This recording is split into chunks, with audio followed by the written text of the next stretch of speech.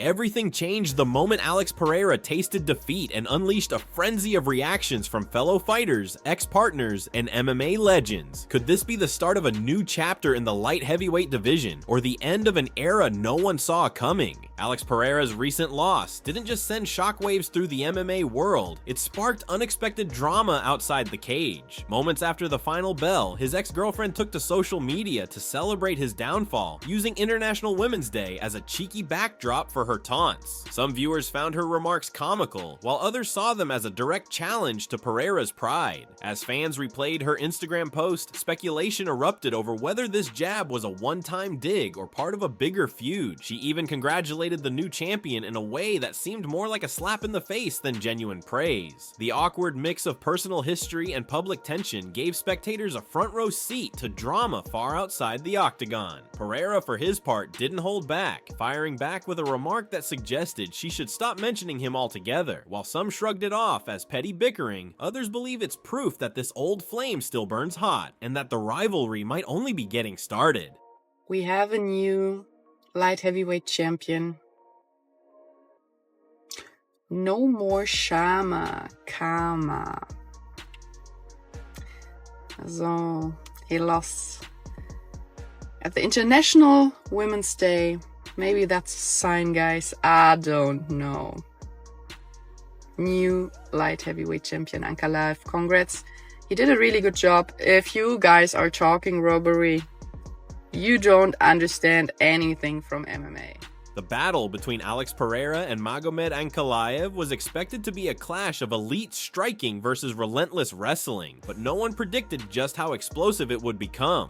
Early on, Pereira seemed comfortable, keeping the fight standing and defending Ankalaev's attempts to drag things to the canvas. However, the turning point arrived in round 2, where a sudden burst of power from Ankalaev nearly put Pereira on the canvas for good. Fans held their breath as Pereira wobbled, narrowly avoiding a clean knockout that could have ended his night far sooner. When the final horn sounded, the judges declared Ankalaev the winner, igniting debates over whether Pereira had done enough to claim the belt. While a vocal segment of fans cried robbery, many analysts pointed out that Ankalaev had the superior cage control and sharp counters. Even those who favored Pereira had to admit that allowing himself to be pinned against the fence made the difference in critical scoring opportunities. As social media lit up with arguments on both sides, it became clear that this fight would be talked about for weeks. The verdict may stand, but the legacy of this showdown and the controversy surrounding it will linger long after the final bell.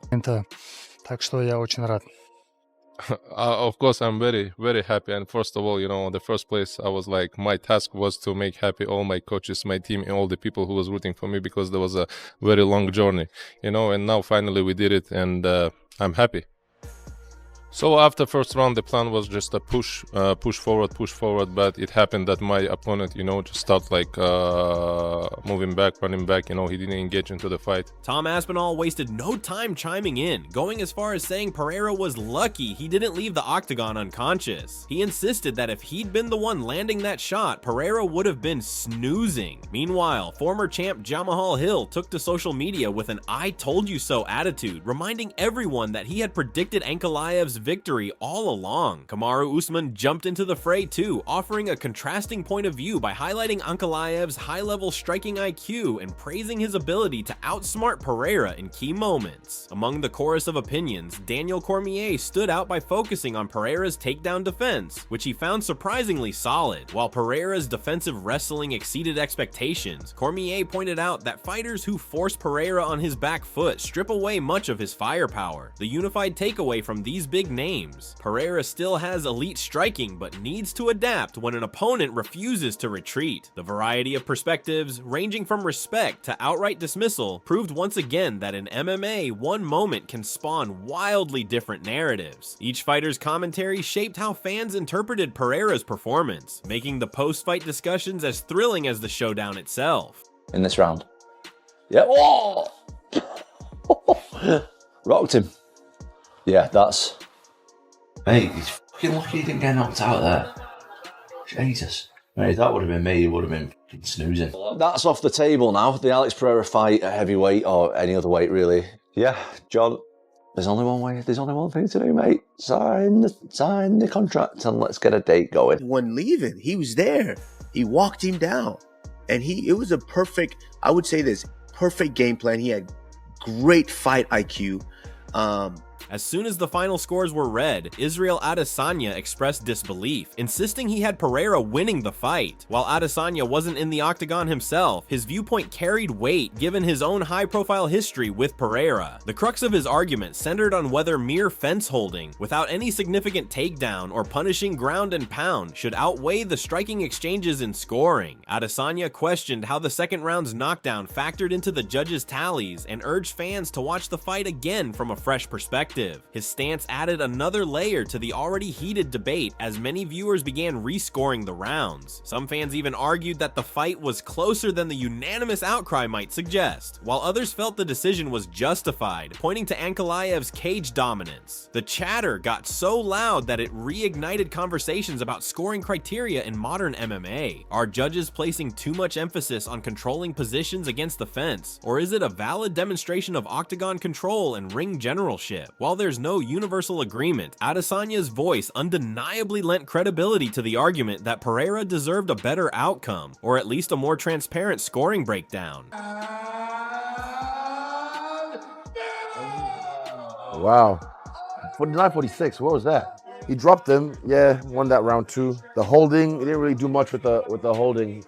What a stupid game we play. I think everyone hit, well, I don't know. I had Alex winning. Yeah, I had Alex winning, but I'm not sure. I have to watch it again or score the fight properly.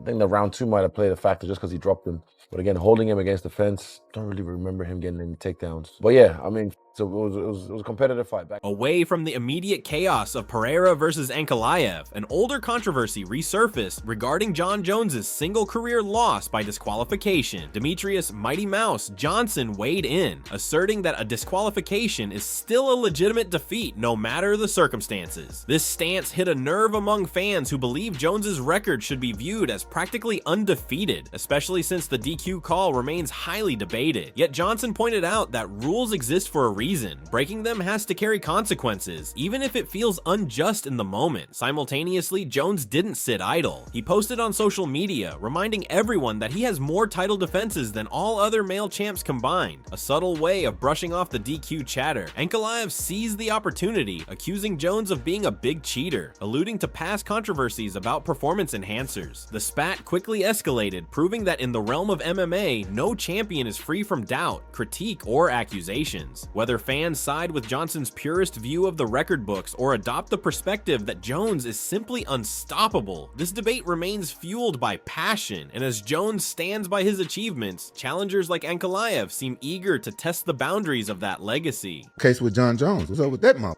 Well, he did lose. He lost Matt Hamill. Yeah, no. Yeah, he lost. He broke the rules. That's not a get your kick or lose. That's lost. I'm going to go ahead and go with Toretto. Whether you win by second or 5 miles, winning is winning. No. It's different. Jon Jones is the best 205er to ever grace this planet. He's never lost. Rumors swirl that Dustin Poirier's retirement fight may come against Max Holloway, a potential trilogy that has fans buzzing. The pair's previous encounters were electrifying, and if Poirier is indeed ready to close the curtain on his career, facing another legend could make for a storybook finale. Meanwhile, whispers abound about Tom Aspinall's next big opportunity, possibly squaring off against Jon Jones for the heavyweight strap. Jones himself teased that contract negotiations are underway, hinting that fans might get a date and location sooner rather than later. Elsewhere, the newly crowned Magomed Ankalaev threw more shade on social media, calling out everyone who picked Pereira to win. He also lobbed a few verbal jabs at Khalil Roundtree and Jamahal Hill, stirring tension with anyone who dares to doubt his claim to the throne. The backstage chatter has never been louder, with potential matchups forming faster than the UFC can make official announcements. Whether it's Poirier's swan song, Holloway's shot at redemption, or Aspinall's chance to dethrone Jones. It all points to one undeniable truth: the future is more unpredictable than ever. With fresh feuds erupting and old ones rekindling, the only certainty is that the next few months in MMA will be anything but dull. The light heavyweight division and the entire MMA landscape may never look the same after these fiery callouts, shocking social media feuds, and changing championship tides. If you enjoyed this breakdown, be sure to like, subscribe, and share your thoughts in the comments to keep the conversation going.